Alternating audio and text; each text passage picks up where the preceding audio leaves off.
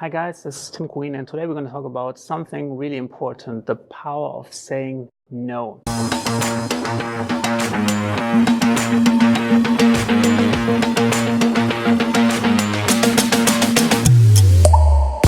And I want to tell you a little story that happened to me like a couple of weeks ago. So I bought a new jacket. One day after wearing it, one of the zippers fell off. So naturally I felt like, yeah, I could probably fix this with glue, but then again, I might damage my jacket, so I better get it back to the store so they can take care of this. So I walk into the store and I ask one of the assistants about the jacket. I had my receipt with me and I said like, yeah, I bought this yesterday and the zipper fell off. And at first the assistant was a bit hesitant and she was like, oh, I have to talk to my manager. So we wait for the manager and the manager comes over here and is like, yeah, I'm not sure if this is falling under the guarantee. She's like looking at the zipper and kind of waiting for something. And I feel a little bit uncomfortable. I'm like, where's she going with this? I tell her, you can probably glue this in or you can get me a replacement. She like takes the jacket and shows me, maybe you can make like a knot over here, then it would still work. And I'm like, I definitely know this is a guarantee case. I looked it up on the website. This falls exactly in the definition of your guarantee.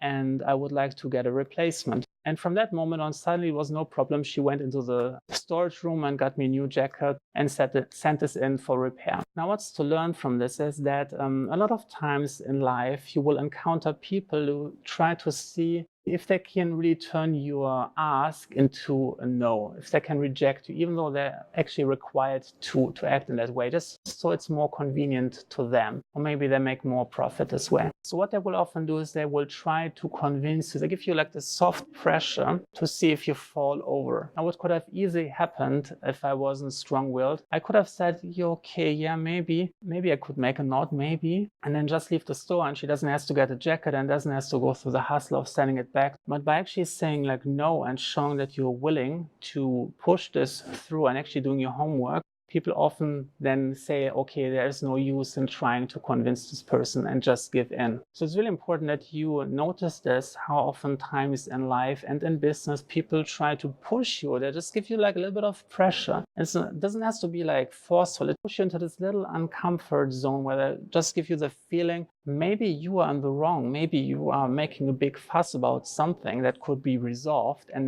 But the thing is, they're doing this on purpose and you just have to resist this pressure. You have to notice it when it's happening. You have to evaluate like why they're doing that, probably to get out of an uncomfortable situation and instead of pushing problem back to you. But by actually resisting this and just saying no and insisting on what you want to do, you actually get more out of life. Now, let me know in the comments, do you ever had a similar situation where someone was like softly trying to push you in one direction and like trying to make you do something you didn't want, maybe finding some excuses why they can't do it themselves, and maybe asking like, could you help me with that? Like maybe you could do this for me, like I'm not sure. And this also happens like in business as well. Like, do you ever had like someone like a coworker coming over for a small problem and asking you and then like beating around the bush and kind of like you doing some work for them in the end that they were required to do? Do you ever had some situation? Let me know in the comments and make sure that you like and subscribe, and I see you in the next video.